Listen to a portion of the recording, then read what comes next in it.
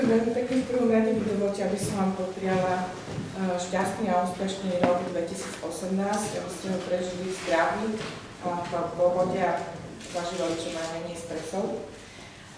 Ja by som si na úvod dovolila niekoľko slov k odboru ošetrovateľstva alebo k ošetrovateľstvu ako samostatnej vednej disciplíny na Slovensku. Už sme opakovane častokrát hovorili o tom, že moderné ošetrovateľstvo na Slovensku alebo metóda poskytovania ošetrovateľskej starostlivosti na Slovensku má relatívne krátku tradíciu, je to niečo okolo 20 rokov a preto potrebujeme podporiť fungovanie ošetrovateľstva tak, aby sme mali zadefinované jednotlivé štruktúry riadenia na každej úrovni z hľadiska manažovania ošetrovateľskej starostlivosti. Pokiaľ ministerstvo samotné ako regulačný orgán nebude akceptovať ošetrovateľstvo ako samostatný odbor, nemôžeme očakávať, že nás budú akceptovať ostatní, to znamená zamestnávateľia a celá spoločnosť. Preto je pre nás veľmi dôležité, aby odbor ošetrovateľstva na ministerstve zdravotníctva fungoval dobre a aby sme vedeli spolu správne komunikovať. Samozrejme, aby tento odbor mal aj patričné kompetencie. My sme dlhodobo upozorňovali na situáciu, že sestry a porodné asistentky a ošetrovateľstvo nemá samostatný odbor na ministerstve a s veľkými očakávaniami sme prijali správu, že minister Drucker zriadil pred rokom a pol tento odbor, pretože sme sa ho dokázali presvedčiť, aký dôležitý je post alebo pozícia ministerskej sestry z hľadiska riadenia ošetrovateľskej starostlivosti. Bohužiaľ, po roku a pol sme s veľkým prekvapením alebo s veľkým rozčarovaním prijali správu, že pani Hrindová na pozícii ministerskej sestry končí, že sa tak rozhodla z dôvodov, ktoré ona bude špecifikovať. I hneď sme samozrejme kontaktovali, alebo snažili sme sa kontaktovať ministra zdravotníctva a požiadali sme o stretnutie, aby sme riešili túto situáciu, pretože je pre nás, ako som už uviedla, veľmi dôležité, aby túto pozíciu zastával človek odborne zdatný, kvalifikačne pripravený a pretože podľa nášho názoru sa pani Hrindová zhostila veľmi dobre tejto úlohy, pôsobila ako komunikátor medzi komorou, odbornými spoločnosťami sestier a ministerstvom samozrejme pracovala aj na legislatívnych úlohách, ktoré je jednak pridelilo ministerstvo zdravotníctva, ale ktoré sme komunikovali aj spoločne pri príprave. Takže na základe našej výzvy nás minister pozval na rokovanie k tejto problematike 18.12. Bohužiaľ musím povedať, že osobne sa tohto stretnutia nezúčastnil a následne sme nemali možnosť prerokovať otázky, ktoré sa týkali výkonu pozície ministerskej sestry priamo s ministrom. Takže ja by som si dovolila dať slovo pani Hrindovej, aby vás oboznámila s dôvodmi, ktoré ju viedli k tomuto rozhodnutiu. Ešte chcem, kým sa ujme slova, by som chcela povedať, že je mi veľmi ľúto, že musíme riešiť takéto odborné otázky cez mediálne správy, pretože v normálnej vyspelej spoločnosti by to malo byť štandardom, že sa tieto otázky riešia kultivovane a samozrejme aj na určitej odbornej úrovni. Takže aj toto svedčí o tom, akú situáciu alebo akú pozíciu má ošetrovateľstvo na Slovensku. A preto by som si dovolila uviesť takú malú poznámku, že toto nie je o pani Hrindovej, ale o pozícii, ktorú zastávala, preto aby mohla presadzovať zmenu ošetrovateľstva. Ďakujem. Ja v prvom rade využijem možnosť, aby som mohla poďakovať sestrám, v prvom rade, ale aj Slovenskej komore sestier a porodných asistentiek, že mi umožnila byť súčasťou tvorby a kreovania pozície ministerskej sestry na Ministerstve zdravotníctva Slovenskej republiky. Na túto pozíciu som vstupovala na vrchole svojich odborných, ale aj osobných síl a verila som tomu, že moje odborné skúsenosti, vedomosti napomôžu k tomu, aby sme hľadali riešenia na stabilizáciu sestier v zdravotníckom systéme. S tým som aj prevzala zodpovednosť, ktorá pre mňa bola jasná, ak som súhlasila s pozíciou ministerskej sestry. Postupom času som si však uvedomila, že názov ministerská sestra nedokáže naplniť v obsahu očakávaní, ktoré slovenské sestry mali. Chýbala mi aktívna komunikácia pri hľadaní riešení problémov, s ktorými sa slovenské ošetrovateľstvo borí. Chýbala mi možnosť ovplyvňovať rozhodnutia odbornými vkladmi a takisto mi chýbala podpora v tom, aby sme legislatívne normy, ktoré už v súčasnosti sú a podporujú akceptovanie sestier v praxi, podporovali tak, aby oni v praxi aj naplnené boli. Toto moje rozhodnutie sa rodilo dlho. Asi pol roka som rozmýšľala nad tým, či sa mi naplňajú alebo nenaplňajú predstavy, čo by ministerská sestra pre sestry v Slovenskej republike mala priniesť. Postupne som prišla k záveru, že je potrebné pre budúcnosť slovenských sestier dať jasnú informáciu o tom, že nestačí mať pozíciu ministerskej sestry, ale je potrebné naplniť jej obsah takými kompetenciami, ktoré v konečnom dôsledku prinesú zlepšenie postavenia sestier v spoločnosti, ale takisto zvýšenie atraktivity tohto povolania. Takže napriek tomu, že z pohľadu kariérneho je pozícia ministerskej sestry veľmi lákavá a naozaj pravdepodobne krásnym vyvrcholením môjho kariérneho snaženia, rozhodla som sa pre budúcnosť sestier odísť z tejto pozície, aby som svoje schopnosti a vedomosti mohla uplatniť v priestore, ktorý mi umožní meniť situáciu, zlepšovať toto postavenie a vytvárať podmienky tak, aby sestry mohli v prvom rade venovať sa svojej odbornej činnosti a mali na to pripravené podmienky. Ja by som si dovolil v niekoľkých vetách zhodnotiť, ako Slovenská komora sestier a samotné sestry vnímali pozíciu ministerskej sestry, a teda aj pani doktorku Hrindovú. V prvom rade chcem z tejto stoličky poďakovať pani doktorke Hrindovej za pozitívny prínos, ktorý a osobné nasadenie pri zdolávaní možno prekážok, ktoré možno ani sama nečakala na ministerstve zdravotníctva, ale pozitívne vnímame jej mediáciu medzi samotnými sestrami a Slovenskou komorou sestier a porodných asistentiek. Naše očakávania však neboli naplnené.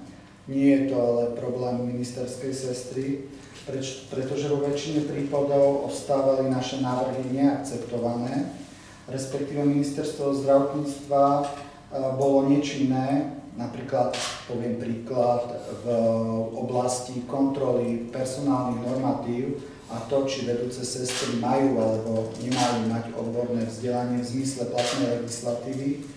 Doposiaľ sme nedostali relevantné odborné stanoviska z ministerstva zdravotníctva i napriek tomu, že sme to mali odkomunikované s odborom ošetrovateľstva a samotnou ministerstvo sestrou.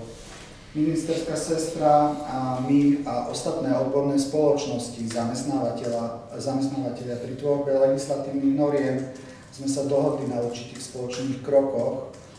Bolo však pre nás prekvapenie, keď legislatívne normy sa dostali do medzirezortných pripomienkových konaní a boli zmenené bez udania dôvodu i napriek tomu, že ministerstvo v zastúpení ministerskej sestry sa dohodlo na jednotlivých krokoch. Musím povedať, že ministerstvo zdravotníctva si podľa nás zvolilo pozíciu tzv. Kompetenčnej ministerskej sestry, teda takej, ktorá v podstate zastáva názory ministerstva, ale nemá zásadné rozhodnutia, ktoré by sa mali dotýkať sestier a samotného terénu. To tejto situácii Slovenská komora sestier a porodných asistentiek dlhodobo zvažovala, či má význam nominovať na pozíciu ministerskej sestry, tak ako nás vyzval pán minister, ďalších odborníkov. Samozrejme, zvažovali sme túto možnosť a dospeli sme k názoru, že prínosy pozície ministerskej sestry boli určite vo väčšej miere pozitívne ako negatívne z nášho pohľadu, alebo prínosy kompetencií doterajších. Do budúcna však je potrebné zvážiť, či pozícia odboru ošetrovateľstva má byť takto začlenená v štruktúre ministerstva zdravotníctva a či má pozícia odboru ošetrovateľstva byť zastrešovaná alebo naplňaná takými kompetenciami, ako boli doteraz. Chcem povedať, že nemáme záujem o to, aby odborník z oblasti ošetrovateľstva sedel na ministerstve zdravotníctva bez toho, aby mal potrebné možnosti na zmenu alebo na riadenie ošetrovateľstva ako takého v rámci Slovenskej republiky. Keď sme hovorili o tom, že potrebujeme sestry na každom stupni riadenia, možno, že padne otázka, alebo často sa zamýšľa verejnosť nad tým, prečo práve sestry hovoria, že potrebujú riadenie, ak to nehovoria iní zdravotníckí pracovníci. Myslím si, že je to práve kvôli tomu, že ten odbor sa kreuje 20 rokov a stále je akceptovaný alebo považovaný za odbor, ktorý má byť podriadený medicíne, pričom treba to vnímať úplne inak, že sestry a porodné asistentky sú v rovnocennom postavení s lekármi pri poskytovaní starostlivosti, sú partnermi, sú jeden tím. To znamená, že nechceme hovoriť o tom, že kto je na vyššej, nižšej úrovni. Určite nie, my sme na rovnocennej úrovni, pretože my máme svoju oblasť, ktorú máme zastršiť v rámci starostlivosti o pacienta, tak ako ju majú lekári. Ide len o to, že vzhľadom k tomu, že naozaj systém práce sestier, ošetrovateľský proces, ktorý sa dostal do zákona v roku 2004 a chvála Bohu, že sa tam dostal, očakáva, aby sestry boli riadené na každom stupni od ministerstva zdravotníctva cez sestry samosprávnych krajov, cez námestničky pre ošetrovateľstvo až po vedúce sestry na jednotlivých oddeleniach. Vtedy bude tento systém fungovať dobre a fungovať správne. By som mohla do toho ešte vstúpiť, opriem sa o to, čo povedala pani prezidentka, že vlastne ošetrovateľstvo je mladý odbor a ako taký dozrieva. A my sestry teraz deklarujeme, že sme dozreli v odbornosti na úroveň, kedy si vieme predstaviť prevziať väčšiu zodpovednosť za výkony, ktoré sú potrebné pri poskytovaní ošetrovateľskej starostlivosti ako súčasti zdravotnej starostlivosti o pacienta. A momentálne cítime, že napriek tomu, že reálne sestry často realizujú výkony, ktoré sú nad rámec súčasne platnej vyhlášky v rámci rozsahu praxe, ak sme diskutovali o rozšírení rozsahov praxe, pretože sa inšpirujeme Európskou úniou, kde sestry majú oveľa väčšie právomoci na vykonávanie intervencií na základe dosiahnutého vzdelania, často sme zastali pri odpovedi, že tá legalizácia zasahuje do priestorov iných odborností. A myslím si, že je čas povedať, že multidisciplinárna starostlivosť, čiže starostlivosť, ktorá respektíve zabezpečovanie starostlivosti pacientovi viacerými odborníkmi, je tá starostlivosť, ktorá môže priniesť kvalitu a komplexnosť pacientovi. A nám, zdravotníckym pracovníkom, neostáva nič iné, iba sa rešpektovať navzájom s rozsahom svojich odborností, ktoré sme získali vzdelaním. A tú zodpovednosť za to, či svoje povolanie vykonávam správne, musím niesť ja sama za seba a o tom, či som sa pomýlila, respektíve či som nejakým spôsobom nenaplnila očakávania pri starostlivosti o pacienta, rozhodujú úplne iné inštitúcie ako Ministerstvo zdravotníctva pri rozsahu kompetencií. A možno práve to uvoľnenie priestoru pre sestry nájdenie kariérneho priestoru pre rozvoj povolania, umožnenie pre autonómny výkon môže byť práve tou cestou, ktorá prinesie zatraktívnenie tohto povolania. Na to však nadväzuje vzdelávanie, pretože to významne ovplyvňuje to, do akej miery tá sestra je odborne pripravená na prenos týchto zvýšených kompetencií. A ja som nadobudla pocit, že sa točíme v takom kolečku dookola a že argumentujem vždy tým istým a ponúkam dôvody, prečo je potrebné urobiť krok vpred. Len uvedomujem si, že zmena je vždy ťažká a zmena zo sebou prináša významný odpor, čomu myslím všetci, ktorí pracujú v manažmente, rozumejú, ale nerozumiem veľmi tomu, prečo manažmenty nepodporujú ten rozvoj. Pretože zefektívňovanie, skvalitňovanie a zvyšovanie produktivity výkonu, to je to, čo sa od manažmentov v zdravotníckych zariadeniach a nie len v zdravotníckych zariadeniach očakáva. Ďakujem pekne, to boli úvodné slova, nech sa páči, môžete sa pýtať, takže denník Pravda, nech sa páči, Beňová. Ja by som Beňová Pravda. Ja som sa chcela opýtať, keby ste mohli uviesť konkrétne situácie alebo konkrétne veci, ktoré ste predkladali ministrovi alebo ministerstvu a ktoré napríklad neakceptoval. A potom sa budem pýtať ešte ďalej, ale mám ešte dve otázky. Pre mňa je relatívne ťažká takáto odpoveď, pretože môj kontakt priamo s ministrom bol veľmi obmedzený. A za celé to pôsobenie som mala, ak som mala stretnutia, zväčša to boli stretnutia oficiálne, keď boli pracovné stretnutia s predstaviteľmi komôr alebo iných komôr alebo organizácií. A nebol priestor na prediskutovanie presne tých priesečníkov, prečo je dôležité prijať niektorú zmenu v rámci legislatívy. Ak sa opriem o už tak dlho diskutované kompetencie, poskytovali sme návrhy, ktoré sa modifikovali po diskusiách a významný vplyv na to, prečo treba zmenu, nebolo rozhodnutie alebo názor sestier, ale názor a postojov lekárov, asociácie nemocníc, respektíve zamestnávateľov Slovenska. Čiže vlastne napriek tomu, že tá tendencia z našej strany bola, že my potrebujeme už rozčleniť tie kompetencie, potrebujeme dať tie rozsahy, aby reflektovali prax, ktorá je v súčasnosti, sme narážali na postoje, ktoré skôr hovorili o tom, že je lepšie vrátiť sa k starému modelu vzdelávania sestier pred rokom 2002, myslím. Ale vyhláška je, tam vlastne máte nejaké výhrady voči vyhláške, ktorá je teraz MPK v súvislosti s kompetenciami? Tá zmena je v tom, že na jednej strane som veľmi rada, že sa podarilo presadiť, aby bola rozčlenená na 3 skupiny sestier, čiže sa bude zohľadňovať úroveň vzdelania. Na druhej strane sme očakávali, že hlavne čo sa týka sestry s pokročilou praxou, budú tie rozsahy kompetencií oveľa širšie.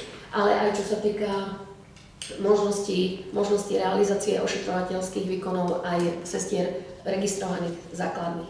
A vlastne pri tých diskusiách sme museli vypracovať materiál, ktorý nejakým spôsobom je akceptovateľný, čo však alebo to, čo možno, že ja vnímam ako, čo by mi bolo pomohlo, stane v pozitívnom je, ak by som cítila jasnú informáciu od ministerstva, že ideme do toho, že zmeníme systém poskytovania ošetrovateľskej starostlivosti a rozšírime rozsah kompetencií sestier. Ale to sa udialo predsa.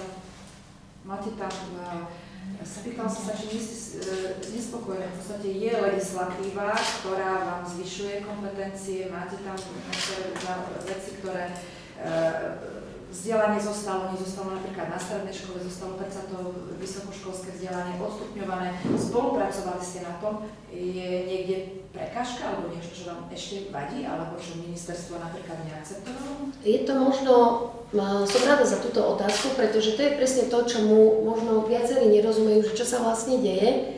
A ja to prirovnám pri rozhodovacom procese, asi obsahovo by sme sa veľmi nevedeli my tu dohodnúť, lebo tie rozsahy sú predsa len odbornou záležitosťou, ale v rámci rozhodovacieho procesu, ak príde na rozhodovanie o nejakom materiáli a teraz sú v rade lekár, sestra, fyzioterapeut a neviem kto ďalší, tak bez ohľadu na to, o ktorú odbornosť sa jedná, tá štartovacia pozícia lekára, toho medicínskeho pohľadu na problém, je oveľa výhodnejšia ako akceptovanie názorov tých ostatných zúčastnených. A to je tá zmena, o ktorej my hovoríme, že vlastne ja rozumiem, že my žijeme v období, kedy máme prerod z rigidne medicínskeho spôsobu poskytovania zdravotnej starostlivosti na spôsob poskytovania multidisciplinárnej starostlivosti. A ja musím s hrdosťou povedať, že medicínska oblasť poskytovania zdravotnej starostlivosti v Slovenskej republike je na vysokej úrovni. My máme lieky, ktoré pomáhajú liečiť na európskej úrovni, terapeutické prístupy. To, na čo upozorňujú aj pacienti, na čo upozorňuje aj Slovenská komora sestier, aj sestry ako také, je možnosť realizovať ošetrovateľskú starostlivosť sestrami, aby si ju riadili sami. A to chýba našim pacientom, aby bol priestor na to, aby sestra sa mohla venovať posudzovaniu potrieb pacienta, aby ona mohla implementovať intervencie, ktoré uspokoja potreby pacienta, ktoré vznikli s ochorením. Pretože náš pacient, ktorého my momentálne máme, vývojom medicíny dostane maximálnu mieru kvalitu medicínskeho zabezpečenia jeho terapie. Ale absentuje nám ako keby tá doplňujúca zložka ošetrovateľská, kde tá sestra musí mať priestor sama rozhodnúť, čo v danom prípade u toho pacienta pri tejto diagnóze ona môže implementovať. A tam narážame. Stále nerozumiem tomu, že kde je ten konflikt potom s tým neakceptovaním od ministerstva zdravotníctva. Dobre, dám možno, že konkrétnejšiu, ešte jeden príklad, a už dám priestor pani prezidentke. Došlo k zmene, v priebehu minulého roka došlo k zmene k organizačným štruktúram nemocníc.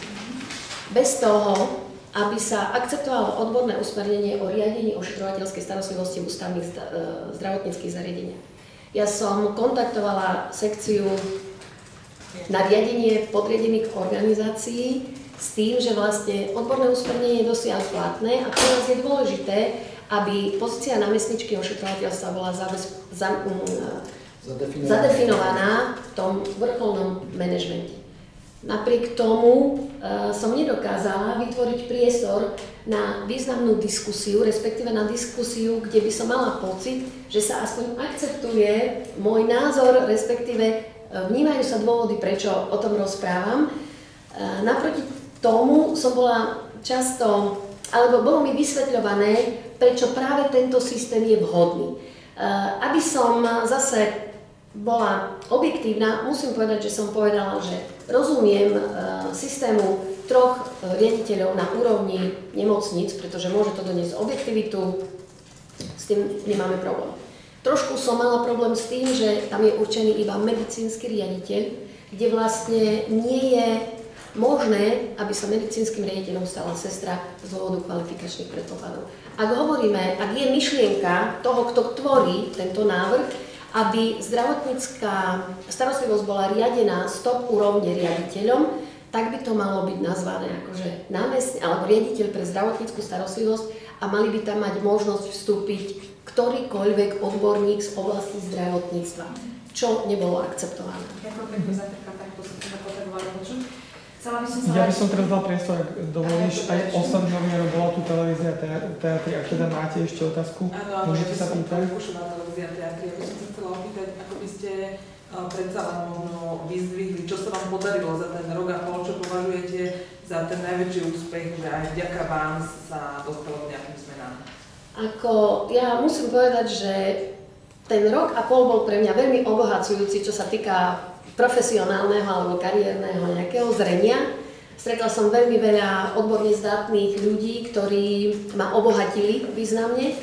A to, čo ja vnímam ako veľmi pozitívne a na to som hrdá, tak si myslím, že určite sa významne otvorila otázka alebo diskutovanie otázky ošetrovateľstva ako takého. Ešte nie konkrétne veci, ale ako keby, že áno, začíname vás brať vážne, ste tu, ste tie sestry a máte nejaké požiadavky, to bola jedna oblasť. Druhá oblasť bola zmena v rámci financovania ošetrovateľskej starostlivosti v zariadeniach sociálnych služieb, kde došlo k zmene financovania z 9 výkonov na paušálnu platbu. A tu by som rada zdôraznila, že tá hlavná myšlienka je, aby sestry realizovali preventívne opatrenia, pretože tá predchádzajúca forma platby hovorila, že sa platí sestrám za to, aby ošetrovali dekubity. Ale v zariadeniach sociálnych služieb sú dlhodobo chorí, ktorí vyžadujú preventívne opatrenia, aby u nich nevznikli dekubity, alebo aby sa ich stav stabilizoval. Čiže to ma teší a verím tomu, že táto, aj keď podľa môjho názoru, kozmetická úprava prinesie priestor na to, aby sestry mohli poskytovať kvalitnejšiu ošetrovateľskú starostlivosť v zariadeniach sociálnych služieb. A druhá oblasť, ktorá ma veľmi teší, že sme do tohto vstúpili, sú štandardy diagnosticko-terapeutických procesov, kde odbor ošetrovateľstva spolu s pracovnou skupinou vypracoval 10 štandardov ošetrovateľskej starostlivosti, ktoré boli predstavené aj ministerstvu zdravotníctva.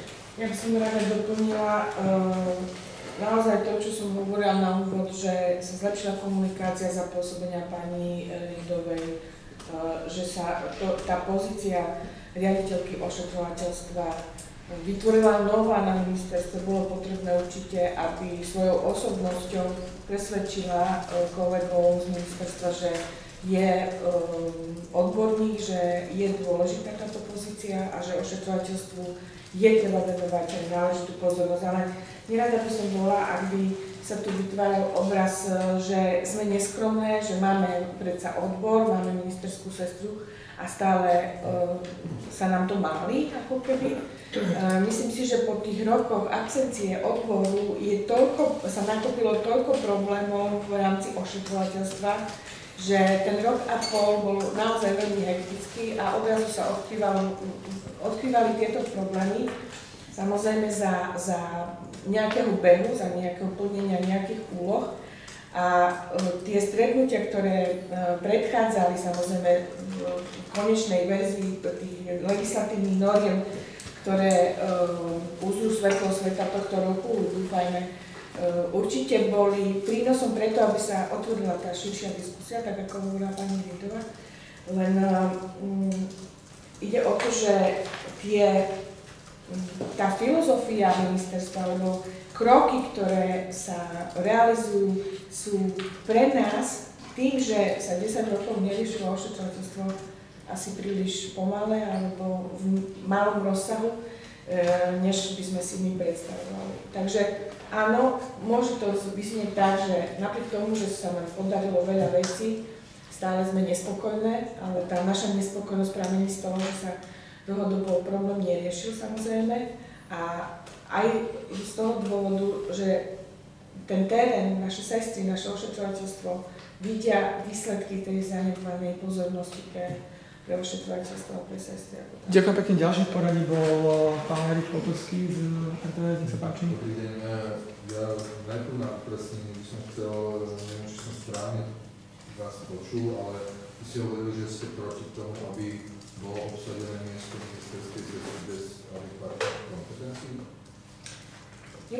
Nemôžeme to formulovať tak, že sme proti tomu. My samozrejme sme reflektovali na ponuku ministra, aby sme nominovali na túto pozíciu 2 zástupcov alebo 2 odborníkov za Slovenskú komoru sestier a pôrodných asistentiek, to určite áno, ale je naozaj treba sa zamyslieť, či do budúcna pri takto nastavených kompetenciách, aké boli doteraz, aké mala pani Ridová, má význam obsadiť túto pozíciu, respektíve aký prínos to bude mať do budúcna pre sestry. Či sa vyrieši problematika ošetrovateľstva, ak nebude dostatočne akceptovaná táto pozícia. Čiže teraz budete niekoho navrhovať, alebo nie? Áno, samozrejme. Samozrejme, pretože som hovorila, že vždy, ak sme zvažovali pozitíva a negatíva, určite sú tu pozitíva, ktoré nám pomohli presadiť určité legislatívne zmeny. Aj keď nie v takom rozsahu, akom sme si to predstavovali. Ja ešte na margo pani redaktorky z Pravdy poviem, že ak sa bavíme o kompetenciách, my sme navrhovali napríklad, asi to bude najlepšie na príklade, že sestra s pokročilou praxou bude môcť vystaviť recept pacientov. Vieme o tom, že na ambulanciách je to činnosť, ktorú často sestry robia to bežne, bez toho, aby na to mali v súčasnosti kompetencie. Ak príde do praxe e-zdravia, určite ste aj boli na tlačovke, kde lekári hovorili o problematike elektronického zdravotníctva. Ak sestra nemá v kompetencii vystaviť recept pacientovi, ona keď sa prihlási do systému, ona už po novom mu tento recept nevystaví. To znamená, že ten recept bude musieť vystaviť lekár. Koľko práce sa mu pridá počas dňa, ak nebude môcť túto činnosť delegovať na sestru.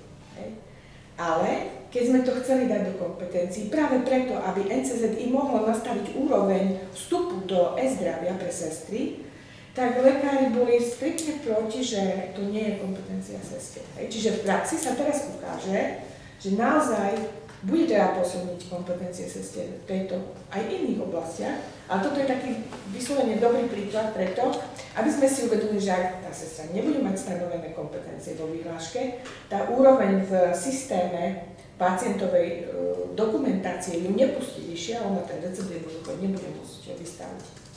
Čiže pridá sa práca lekári.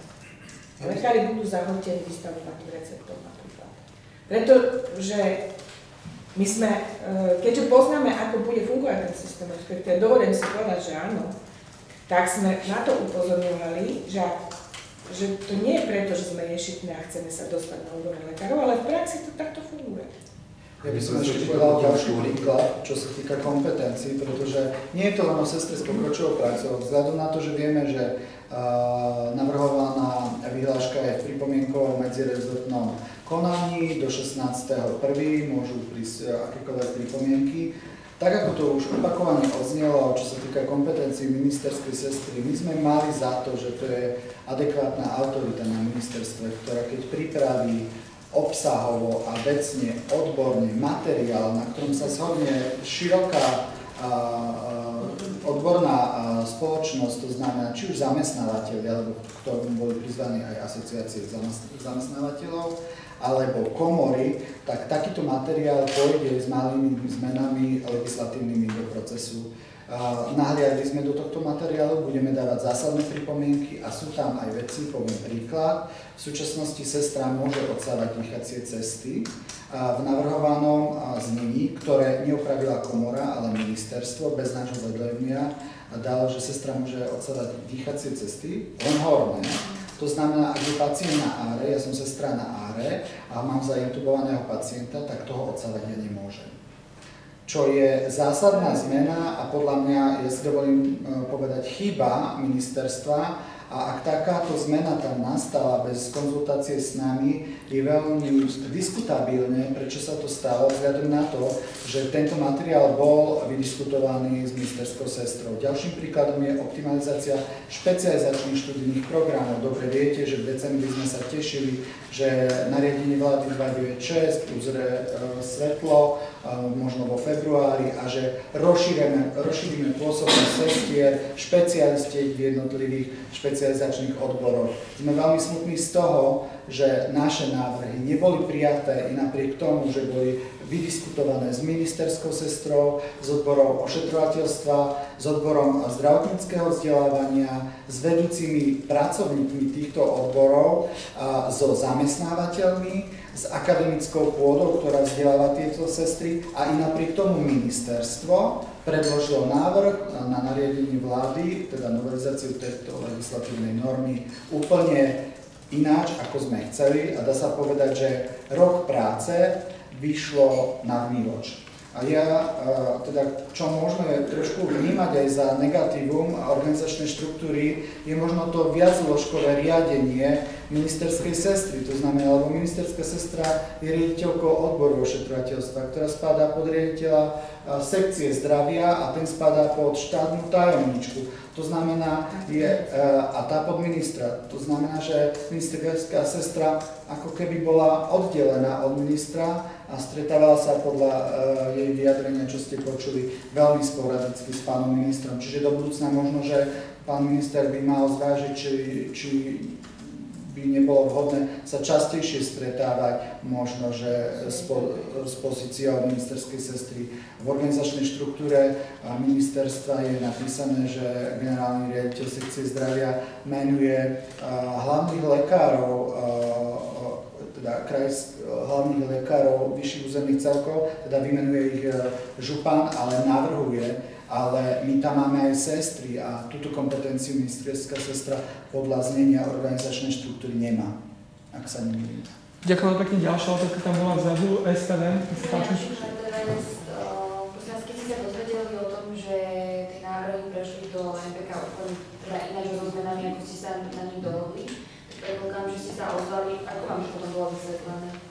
MPK prebieha, to znamená, my sa o tom dozvieme, keď príde na notifikácia z registra, že materiál je v MPK. A my teraz my sme sa to dozvedeli a my dávame zásadné pripomienky. To znamená, my dáme zásadné pripomienky, že nesúhlasíme s niektorými zneniami a ministerstvo zdravotníctva, keďže sme subjekt povinne pripomienkujúci, on nás pozve na pracovné rokovanie a tam si musíme vydiskutovať, či pristúpi na zmenu alebo nepristúpi na zmenu, tak ako navrhujeme. Rozumiem, ale keď ste sa o tom rozprávali, dohodli ste sa na nejakých veciach, čo tam so zmenami, keď ste sa aj potom pýtali ministerstva zdravotníctva, alebo vlastne prebieha nejaká komunikácia, že prečo to prešlo so zmenami, tak čo vám povedali, aké bolo to vysvetlené? Nedostali sme jednoznačnú odpoveď, kto zmenil znenie a akým spôsobom, alebo aké sú dôvody. Ja by som chcela povedať, že všetko, o čom tu teraz hovoríme, sú skôr dôsledkom. Práve preto, že tie kompetencie, aby mohla jednoznačne presadiť určitú zmenu, tá ministerská sestra v podstate nemá. Ale nechcem, aby to ostalo len na úrovni ministerskej sestry, pretože my máme sestry samosprávnych krajov, ktoré fungujú ako referenty v podstate. Nemajú takú kompetenciu, aby ona, ak zistí nejaké nedodržiavanie v teréne z pohľadu ošetrovateľstva, legislatívy, že bolo obsadené miesto námestničky alebo vedúcej sestry človekom, ktorý nespĺňa kvalifikačné predpoklady, tak ona na to môže reagovať, ale nemôže ju odvolať. Nemôže povedať, že to nie je, respektíve, že nemá dosah na to. A to isté platí o námestničky. Zoberte si, ako máme situáciu v nemocniciach. Môže námestnička, ona nemá vôbec žiaden vplyv na budget, aby ona mohla povedať, že ja potrebujem v súčasnosti vymeniť postele, potrebujem postelné prádlo, potrebujem antidekubitárne pomôcky, potrebujem pomocné zariadenia na zdvíhanie pacientov. To je všetko oblasť, ktorá spada do oblasti námestničky pre ošetrovateľstvo.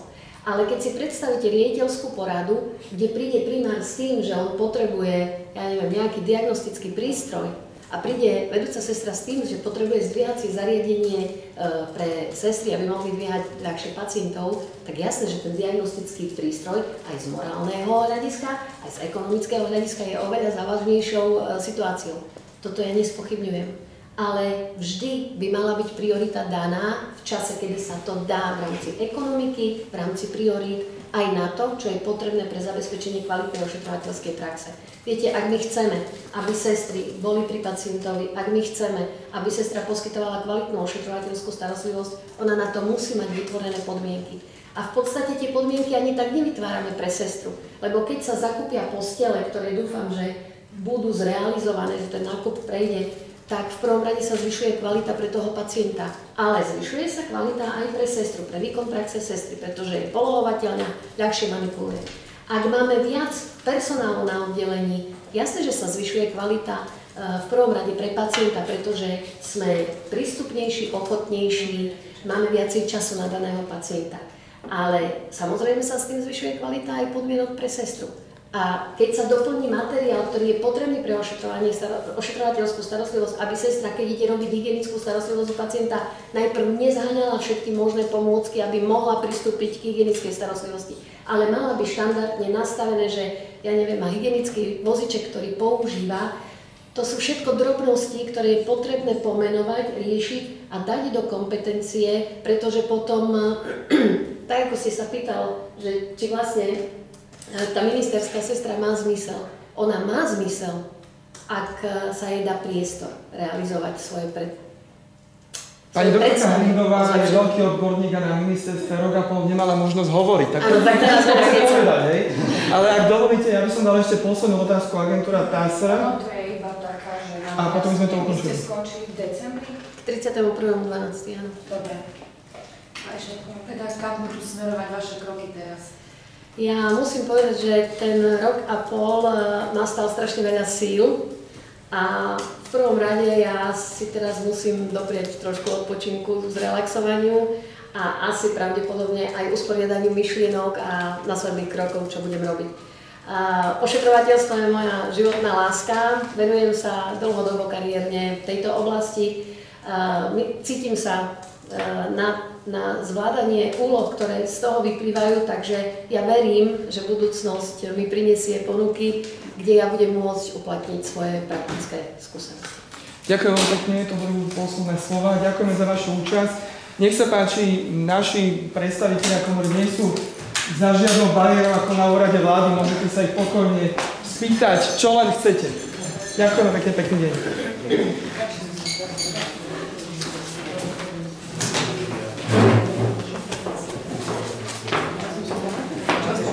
Ja som ti dal. Jeden.